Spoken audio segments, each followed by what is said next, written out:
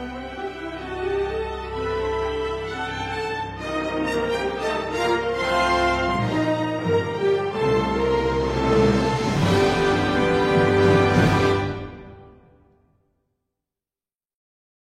నమస్కారం. నా పేరు సూర్యనారాయణ. నేను లెక్చరర్గా 20 years డిగ్రీ పీజీ చెప్పుకున్నాను.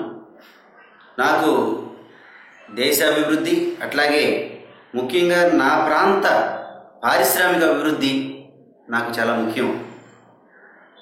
మన ప్రాంతం పారిశ్రామికంగా అభివృద్ధి చెందాలి అంటే మనకేం కావాలి?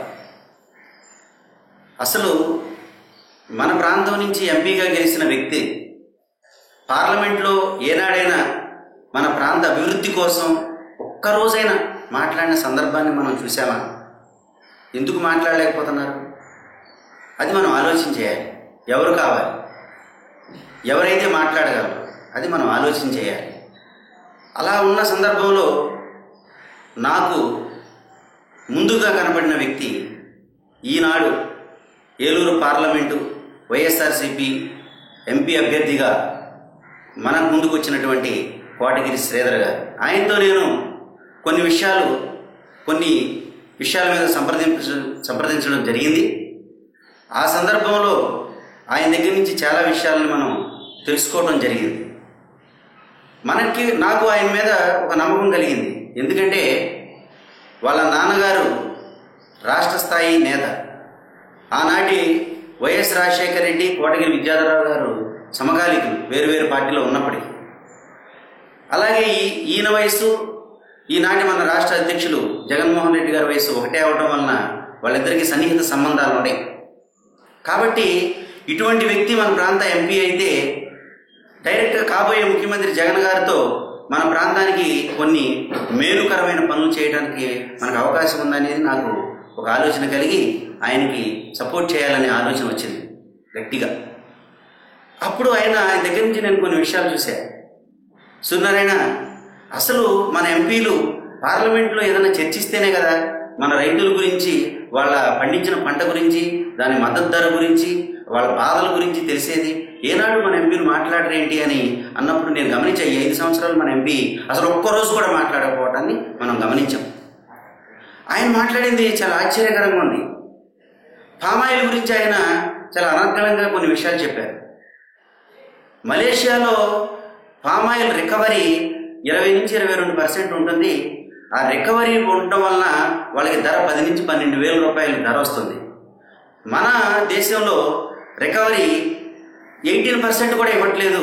కాబట్టి మన రైతులకి 6,800 నుంచి 8,800 ఆ ధర మాత్రమే వస్తుంది.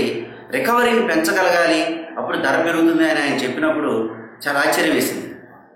అలాగే ఆయన మన దేశంలో పంటను నూనెల్ని 1,000 కోట్లు, దాదాపు 70,000 కోట్లు ప్రతి సంవత్సరం ఖర్చు పెట్టి దిగుమతి చేసుకుంటున్నాం.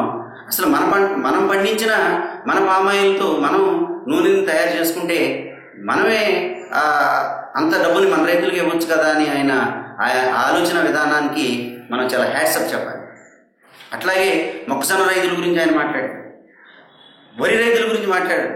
కనీసం 2,000 బస్తాకి 2,000 రూపాయలు మద్దతు ధర లేకపోతే రైతులకు ఏమి ఉపయోగపడుతుందని చెప్పి ఆయన అడిగినప్పుడు రైతుల మీద ఆయనకు ఉన్నటువంటి ఆలోచన చాలా మంచిది అనిపించింది. అలాగే ఏంటి సూర్యనారాయణ, ఇప్పటికీ ఏలూరు నుంచి విజయవాడ, హైదరాబాద్ వెళ్ళి షాపింగ్ చేయాల్సినంత అవసరం ఎందుకు వస్తుంది? ఏలూరు కార్పొరేషన్ కదా. ఈ ఏలూరు పక్కన అసలు పరిశ్రమలే లేకుండా పోయినాయి అని ఆయన ఆ విషయాన్ని ఎత్తినప్పుడు నిరుద్యోగుల మీద ఆయనకు ఉన్నటువంటి ఆలోచన మనకి బాగా సుస్పష్టంగా అర్థమవుతుంది. ఆయన కనుక ఖచ్చితంగా ఆయన కనుక ఎంపీగా గెలిపించుకున్నట్టయితే జగన్మోహన్ రెడ్డి గారికి చిన్నప్పటి నుంచి కూడా వాళ్ళ నాన్నగారు, వీళ్ళ నాన్నగారు యొక్క పరిచయాల ప్రకారం, ఆయనకి ఎన్నుకున్నటువంటి సన్నిహిత సంబంధాల ప్రకారం కూడా ఆయన ముఖ్యమంత్రికి సన్నిహితంగా ఉంటూ మన ప్రాంతానికి ఖచ్చితంగా కొన్ని పరిశ్రమలు తీసుకురావడానికి అవకాశం ఉంది.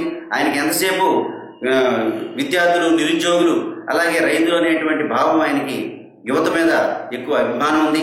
వాళ్ళని ముందుకు తీసుకెళ్లాల్సిన అవసరం ఉందనేది ఆయన ఆలోచన నాకు అనిపించింది. అది నిజమని మనం నమ్మటానికి ముఖ్య కారణం మన జిల్లాలో ఫుట్బాల్ అనేది మనకు అసలు పెద్దగా మన మన యువతకి ఎక్కువగా లేనటువంటి క్రీడ.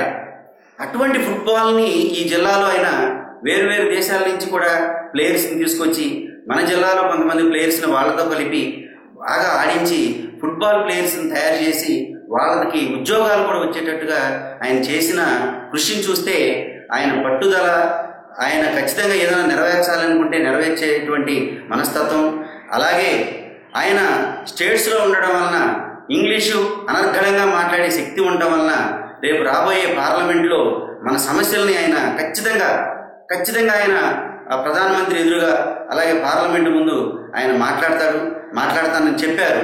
కాబట్టి మనం తప్పనిసరిగా ఆయనకు ఓటు వేసి ఆయన్ని ఎంపీగా గెలిపించుకోవాల్సిన బాధ్యత మనందరికీ ఉంది అని నేను నా పూర్వ విద్యార్థులకి, అలాగే సన్నిహితులకి, స్నేహితులకి, అలాగే మన ప్రాంతం ఇంకా అభివృద్ధి చెందలేదేంటి, ఇంకెప్పుడు మనం ఏలూరు డెవలప్ అవుతామని కాంక్షించేటువంటి మన పెద్దలందరికీ కూడా ప్రాధేయపడి చెప్తున్నా, మనం కోటగిరి శ్రీధర్ గారిని ఎంపీగా గెలిపించుకోవాల్సిన బాధ్యత ఉందని తెలియజేస్తూ ఈ అవకాశం నాకు ఇచ్చినందుకు, అలాగే ఇది విన్నందుకు మీ అందరికీ కూడా ధన్యవాదాలు తెలియజేస్తూ సెలవు తీసుకుంటున్నాను.